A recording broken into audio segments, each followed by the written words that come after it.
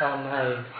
Bago ko simulan yung serious review mode ko, tinugtog ko muna yung Nothing's Gonna Stop Us Now by MYMP.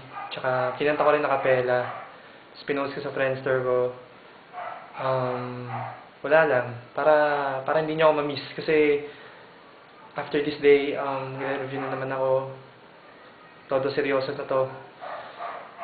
Yung Nothing's Gonna Stop Us Now, yun yung parati kong pinapatugtog every morning sa FX, pauwi, tsaka bago ako matulog.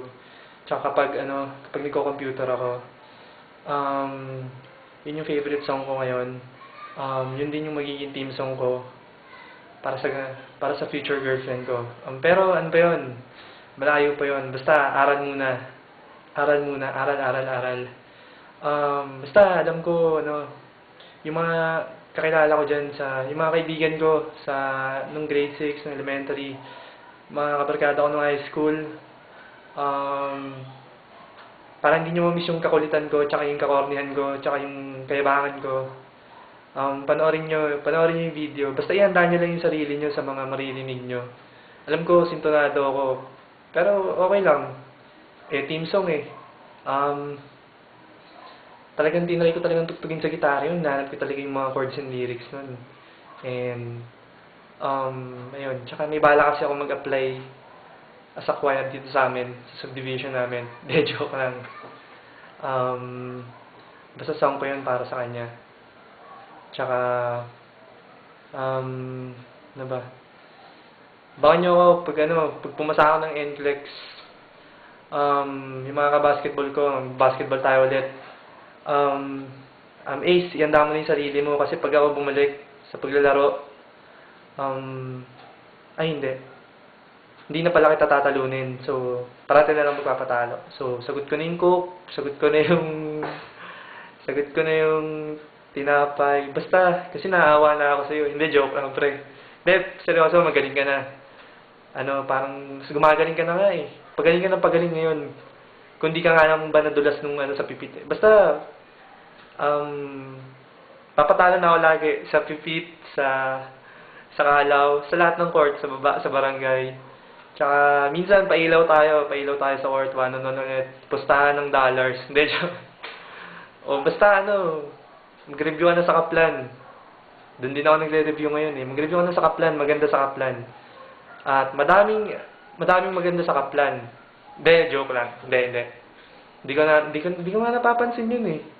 O basta, tsaka yung mga kaibigan ko dyan sa Caloocan Science. Reunion tayo one time. Basta, yung preparations ko for NCLEX, para sa inyo lahat yun.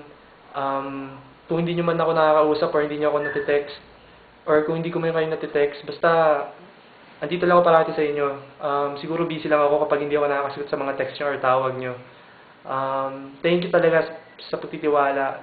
Thank you dun sa mga loyal na kaibigan ko. Salamat. Basta okay na ako ngayon, masaya na ako ngayon.